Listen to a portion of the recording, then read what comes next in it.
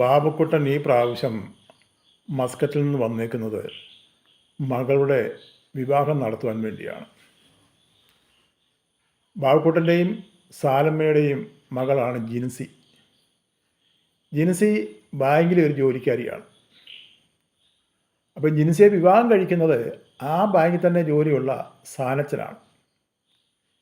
ഇവർ രണ്ടുപേരും നേരത്തെ സ്നേഹത്തിലായിരുന്നു. പഠിച്ചുകൊണ്ടിരിക്കുന്ന കാലം തൊട്ട് ഇവരെ ഇഷ്ടമായിരുന്നു. അപ്പം ആ ഇഷ്ടം വീട്ടുകാർക്കറിയായിരുന്നു. അങ്ങനെയാണ് ഇവരെ രണ്ടുപേരുടെ വിവാഹം നടത്തുവാൻ വേണ്ടി രണ്ട് വീട്ടുകാരും കൂടി ആലോചിച്ച് തീരുമാനിച്ചത്. ബാബുക്കുട്ടൻ വന്നിട്ട് ഒരാഴ്ചയായതേ ഉള്ളൂ. ഇനി വിവാഹത്തിന് 2 ദിവസങ്ങളുണ്ട് ബാക്കി.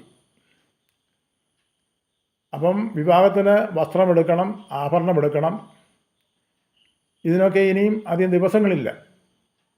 അപ്പം ബാബുക്കുട്ടനും സാലമ്മയും ജിൻസിയും കൂടെ പോയി നേരത്തെ ആഭരണം എടുത്തിരുന്നു. അപ്പോൾ സാനച്ചന്, അതായത് ജിൻസിയെ വിവാഹം കഴിക്കേണ്ട സാനച്ചന് ആഭരണം കണ്ടപ്പോൾ പറഞ്ഞു, ഈ ആഭരണം പോരാ, നമുക്ക് ഇതിനേക്കാൾ അല്പം കൂടെ മെച്ചമാകുന്ന രീതിയിൽ കൂടി നല്ല ഫാഷനുള്ള ആഭരണം എടുക്കണം. അപ്പോൾ ബാബുക്കുട്ടൻ പറഞ്ഞു, ശരി, നിങ്ങളുടെ ഇഷ്ടമാട്ടെ, നിങ്ങളല്ലേ വിവാഹം കഴിക്കേണ്ടത്, നിങ്ങൾക്കുള്ളതല്ലേ ഇതെല്ലാം എന്നൊക്കെ പറഞ്ഞു. ഒരു കാര്യം ചെയ്യും, നമുക്ക് വൈകിട്ടത്തെ ഇവിടെ ആളുകളൊക്കെ വന്നു തുടങ്ങിയല്ലോ, അപ്പോൾ അവരെയൊക്കെ ഒന്ന് സ്വീകരിച്ചതിന് ശേഷം വൈകിട്ട് നമുക്ക് പോയിട്ട് ആഭരണം മാറി വാങ്ങിക്കാമെന്ന് പറഞ്ഞു. അങ്ങനെ സാനച്ചനും ബാബുക്കുട്ടനും ജിൻസിയും കൂടെ പോകാൻ വേണ്ടി ഒരുങ്ങി. അപ്പോൾ സാലമ്മ പറഞ്ഞു, ഞാൻ വരുന്നില്ല, നിങ്ങൾ പൊയ്ക്കോ, വീട്ടിൽ പലരും വരുന്നുണ്ടല്ലോ, ഞാൻ കൂടെ വന്നു കഴിഞ്ഞാൽ വീട്ടിൽ വരുന്നവരെ സ്വീകരിക്കുകയും അവർക്ക് കഴിക്കാൻ വെള്ളം കൊടുക്കുകയും അവർക്ക് കാപ്പി കൊടുക്കുകയൊക്കെ വേണമല്ലോ, അവിടെ ഞാൻ വന്നാൽ അത് നടക്കത്തില്ല. അതുകൊണ്ട് നിങ്ങൾ 3 പേരും കൂടെ പൊയ്ക്കോ, പോയിട്ട് നിങ്ങൾക്ക് ഇഷ്ടമുള്ള ആ ആഭരണം മാറി വാങ്ങിച്ചിട്ട് വാ. തന്നെ എന്തെങ്കിലും വാങ്ങിക്കണമെങ്കിൽ വാങ്ങിച്ചു, കാരണം നാളത്തോളം കഴിഞ്ഞാൽ പിന്നെ വിവാഹമാണ്. ബാബുക്കുട്ടൻ്റെ വലിയ ആഗ്രഹമാണ് മകളുടെ വിവാഹം നല്ല രീതിയിൽ, നല്ല ആർഭാടമായിട്ട് തന്നെ നടത്തണം. കാരണം പണത്തിന് യാതൊരു ബുദ്ധിമുട്ടും പ്രയാസവുമില്ല, അതിനൊരു കുറവ് വരരുത്. മകളുടെ വിവാഹം ഭംഗിയായിട്ട് നടത്തണം എന്നുള്ളത് ബാബുക്കുട്ടൻ്റെ വലിയ ആഗ്രഹമാണ്. ഈ സാനച്ചൻ്റെ വീട്ടിലും ചുറ്റുപാടും സാമ്പത്തികമൊക്കെയും ആവശ്യത്തിനുണ്ട്, അവിടെയും കുഴപ്പമൊന്നുമില്ല. 2 വീട്ടുകാരും വളരെ നല്ല രീതിയിൽ കൂടി മുന്നോട്ട് പോകുന്ന 2 കുടുംബങ്ങളാണ്. അപ്പം മക്കളുടെ വിവാഹം നടത്തുവാൻ വേണ്ടി 2 വീട്ടുകാരും നേരത്തെ തീരുമാനിച്ച് ഉറച്ചിരുന്നതായിരുന്നു.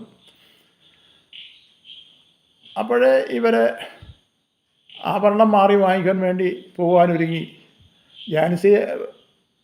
ജിൻസി അമ്മയോട് പറഞ്ഞു, അമ്മ വാ, അമ്മയോടെ വരണമെന്ന് പറഞ്ഞു. അപ്പം സാലമ്മയാണ് പറഞ്ഞത്, ഞാൻ വരുന്നില്ലെന്ന്, നിങ്ങൾ പോയാൽ മതിയെന്ന്. അങ്ങനെയാണ് അവർ 3 പേരുമായിട്ട് അവർ ടൗണിലേക്ക് ആഭരണം മാറി വാങ്ങിക്കാൻ വേണ്ടി കാറിൽ യാത്ര പോയത്. അവിടെ ചെന്ന് ആഭരണങ്ങൾ, ഇഷ്ടത്തിനുള്ള ആഭരണങ്ങളൊക്കെയും വാങ്ങിച്ചു അവർ മടങ്ങി വരികയാണ്. മടങ്ങി വന്ന് കുറച്ച് ദൂരം വന്നു കഴിഞ്ഞപ്പോഴാണ് ആ സംഭവം ഉണ്ടാകുന്നത്. എതിരെ വന്ന ഒരു ലോറി ഇവരുടെ വാഹനത്തിലേക്ക് ഇടിച്ചു കയറുകയായിരുന്നു. പെട്ടെന്ന് അവിടെയുള്ള ആൾക്കാരൊക്കെ ഓടിക്കൂടി. രക്തത്തിൽ കുളിച്ച് കിടക്കുന്ന 3 പേരെയാണ് കണ്ടത്. പെട്ടെന്ന് അവരെ ആശുപത്രിയിൽ കൊണ്ടുപോയി. പെട്ടെന്ന് സാലമ്മയെ വിവരം അറിയിച്ചു. സാലമ്മ അവിടുന്ന് കരഞ്ഞ് ആശുപത്രിയിൽ ചെന്നു. ബന്ധുക്കളും വീട്ടുകാരും നാട്ടുകാരും എല്ലാം ഓടി ആശുപത്രിയിൽ വന്നു. അവർ അവിടെ കണ്ട കാഴ്ച, ആ 3 പേര് മരണപ്പെട്ട് കിടക്കുന്ന കാഴ്ചയാണ് അവർ കണ്ടത്. 3 പേരും, ആ അപ്പനും മകളും, മകളെ വിവാഹം കഴിക്കാൻ ഒരുങ്ങിയ ആ സാനച്ചനും 3 പേരും ആ വണ്ടി ആക്സിഡൻറ്റിൽ, ആ വാഹനാപകടത്തിൽ മരിച്ചു. പിറ്റേ ദിവസം വിവാഹം നടക്കേണ്ട ഒരു വീടാണ്. ആ വീടിൻ്റെ ഒരവസ്ഥ എത്ര ഭയങ്കരമാണ്, എത്ര ദയനീയമാണ്. അനേകർ വിവാഹത്തിൽ സംബന്ധിക്കേണ്ടതായിരുന്നു. ദൂരെ നിന്നും പലരും വന്നുകൊണ്ടിരിക്കുകയാണ്.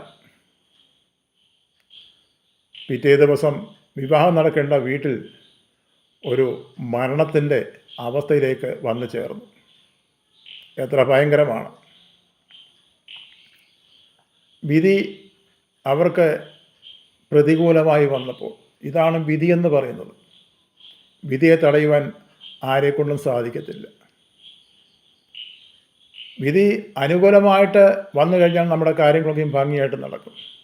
വിധി പ്രതികൂലമായിട്ട് നിന്ന് കഴിഞ്ഞാൽ ഒന്നും ചെയ്യുവാൻ സാധിക്കത്തില്ല.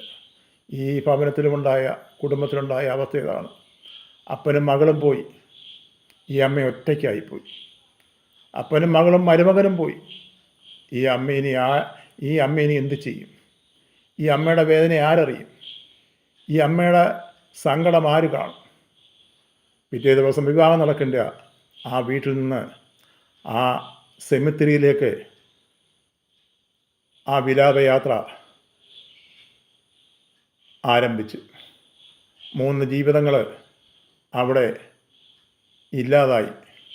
വളരെ